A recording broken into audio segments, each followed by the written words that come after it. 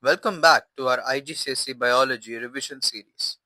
Today we are diving into Chapter 11, Gas Exchange in Humans.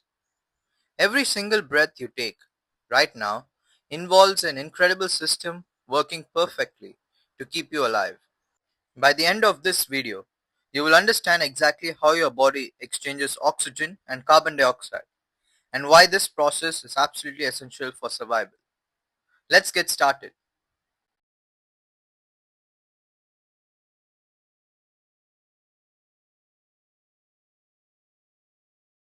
Before we dive into the structures of the respiratory system, let's understand why we need gas exchange. Remember aerobic respiration? The equation is glucose plus oxygen equals carbon dioxide plus water plus energy.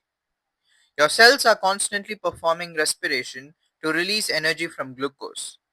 This means two critical things. First, your cells need a continuous supply of oxygen from the air.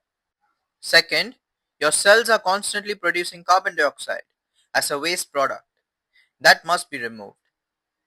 Gas exchange is the process that solves both the problems, bringing oxygen in and removing carbon dioxide out. Without it, your cells would suffocate in minutes.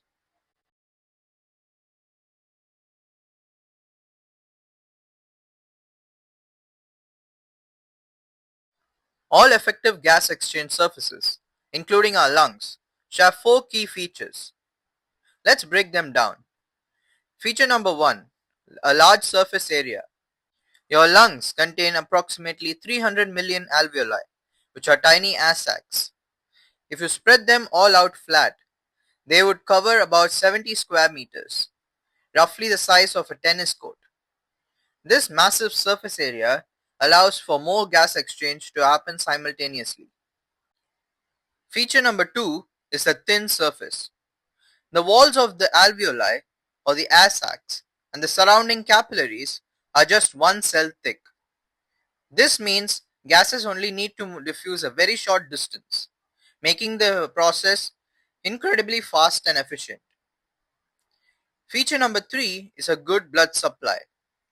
Each alveolus is surrounded by a dense network of capillaries. This constant blood flow quickly removes the oxygenated blood and brings in more deoxygenated blood, maintaining a steep concentration gradient for diffusion. The last feature is the good ventilation with air.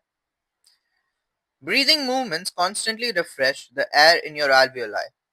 This ensures oxygen concentration stays high and carbon dioxide concentration stays low in the alveoli, again maintaining an optimal conditions for diffusion.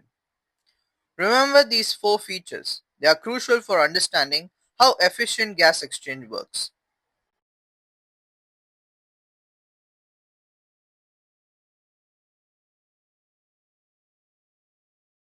And now, let's trace the journey of air through your breathing system.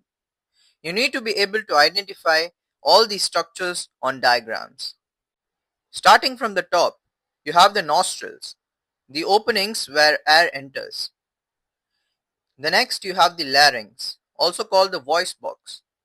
This is where air first enters after your nose and mouth. The trachea.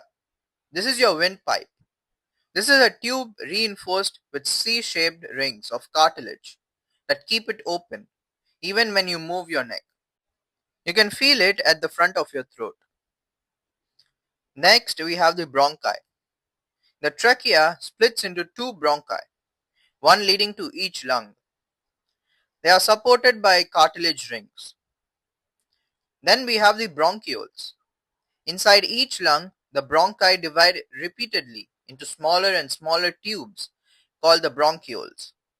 These are the airways that lead directly to the alveoli.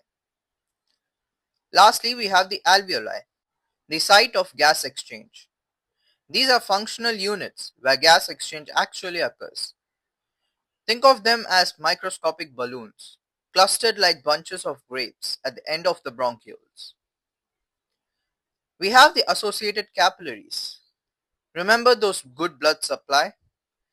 Each alveolus is wrapped in a network of capillaries, so thin you can't see them with the naked eye. We need to know that for breathing, you need muscles, which expand and contract to allow air in and out of the lungs. So first up, we have the ribs.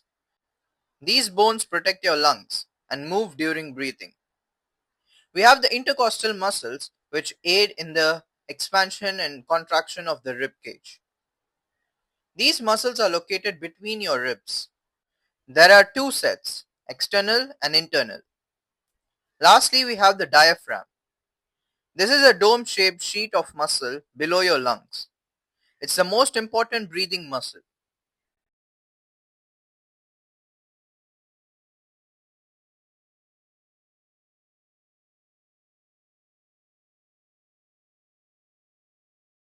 Breathing has two phases, inhalation, which is breathing in, and exhalation, which is breathing out.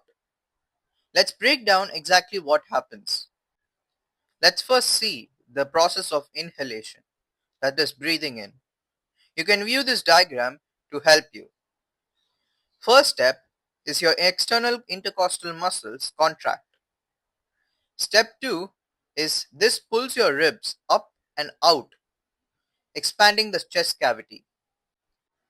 Third step, simultaneously your diaphragm contracts and moves down, flattening the dome shape. Step 4, these movements increase the volume of your thorax or the chest cavity. Step 5, this increase in volume causes the pressure inside the lungs to decrease. Think of pulling back a syringe. More space, less pressure. Last step is air from the outside, which is at a higher atmospheric pressure. Now rushes into the lungs down the pressure gradient. Now we need to understand what does it mean by a pressure gradient. This is basically telling you that the air moves from a region of higher pressure to a region of lower pressure.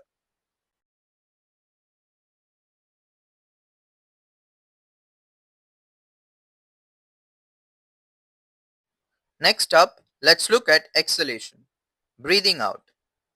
This is mostly passive, meaning it happens naturally without much effort. Step 1. Your external intercostal muscles and diaphragm relax, which means the internal intercostal muscles contract. Step 2. Your ribs move down and inwards. Step 3. Your diaphragm moves up, returning to its dome shape. Step 4. This decreases the volume of your thorax. And step 5. The pressure inside increases. And as we saw before, air is forced out of the lungs down the pressure gradient from a region of higher pressure, which is in the lungs, to a region of lower pressure, which is outside your surroundings.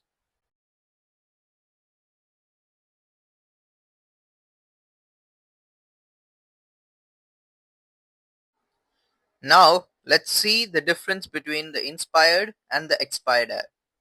The air you breathe in is very different from the air you breathe out. Let's compare. First, let's compare the oxygen level. The inspired air contains approximately 21% of oxygen, which is the normal atmospheric air's composition. The expired air, however, contains approximately 16% of the oxygen. So every time you breathe, you have used about 5% of the oxygen for respiration. The next is the carbon dioxide. Inspired air contains approximately 0.04%, basically a trace amount. The expired air, however, contains approximately 4% of carbon dioxide. Next, we have the nitrogen level. The inspired air and the expired air contains approximately 78%, which is the atmospheric level of nitrogen. So nitrogen doesn't change because we don't use it. Lastly, we have the water vapor. The inspired air has a variable water vapor depending on the humidity of the surroundings. However, expired air is very saturated, always very high. Your breath is always moist because water evaporates from the lining of your respiratory tract. Lastly, we have the temperature. Expired air is warmer than inspired air because it's been inside your body. So it takes up the body temperature approximately 37 degrees Celsius. You can test for the carbon dioxide using lime water. When you bubble air through lime water, it turns from clear to cloudy if carbon dioxide is present. So expired air turns lime water cloudy much faster than inspired air because it contains much more CO2.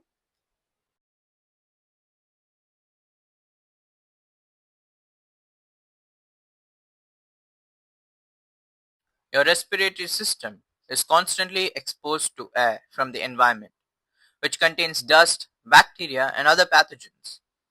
Thankfully, you have an amazing three-part defense system.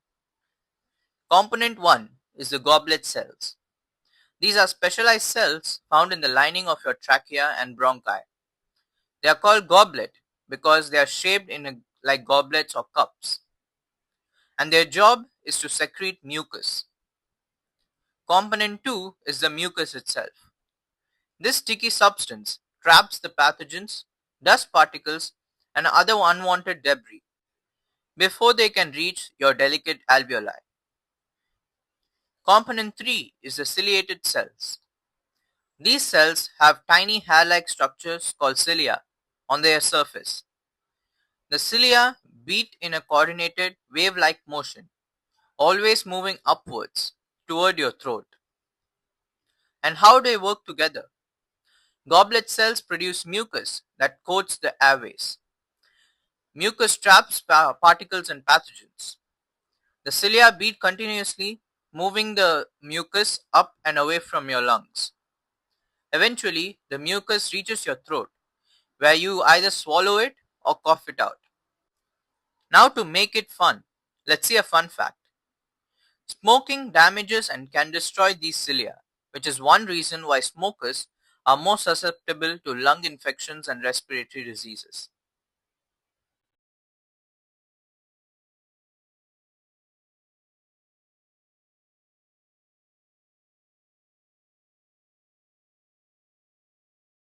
The last topic for today is the effect of physical activity. When you exercise, your muscles are respiring much more rapidly to release the energy needed for movement. This means they need more oxygen and produce more carbon dioxide. Your breathing system responds in two key ways: increased rate of breathing and increased depth of breathing. You breathe more frequently, more breaths per minute. A person at rest might breathe 12 to 15 times per minute, but during intense exercise, this can increase to 40 to 60 breaths per minute. Then we have the depth of breathing. Each breath takes in more air. Your lungs expand more fully. At rest, you might breathe in about 500 ml per breath, but during exercise, this can increase to 3 to 4 liters. And why this matters? Because faster, deeper breathing brings more oxygen into the alveoli. This maintains a steep concentration gradient for oxygen to diffuse into the blood and also helps to remove the extra carbon dioxide produced more quickly. This ensures your muscles get the oxygen they need and don't become saturated with carbon dioxide. Your body automatically adjusts the breathing based on only the carbon dioxide levels in the blood. So remember this. When carbon dioxide increases, receptors in your brain detect this and send signal to breathe faster and deeper.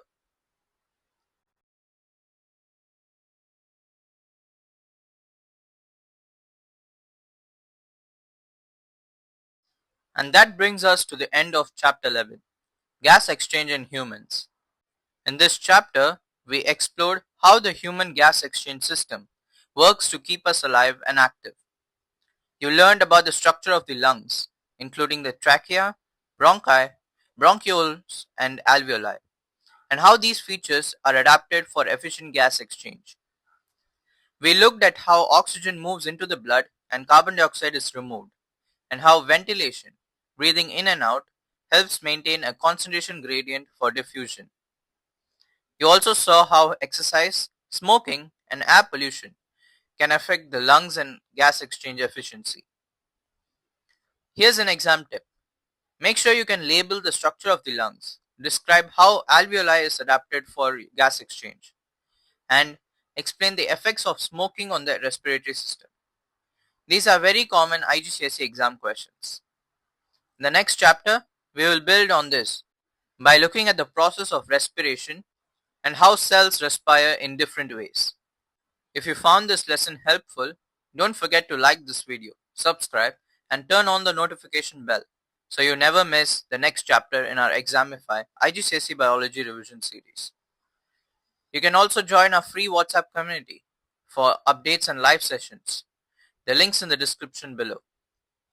And if you are serious about boosting your biology grade, check out our Examify mock papers and topical revision packs designed to help you study smart and score higher.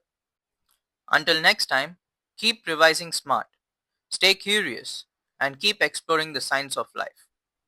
See you soon in the next video.